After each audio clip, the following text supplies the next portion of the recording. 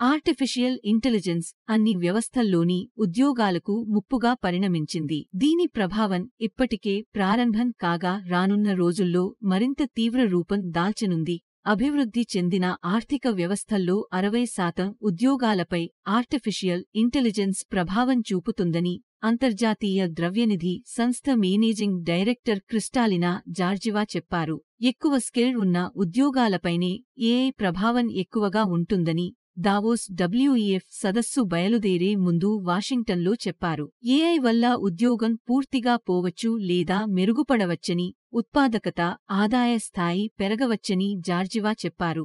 AI వల్ల సగం ఉద్యోగాలు పోయినప్పటికీ మిగిలిన సగం మంది ఏఐ కారణంగా మెరుగైన ఉత్పాదకత ప్రయోజనం పొందుతారని INF తాజా నివేదిక పేర్కొంది.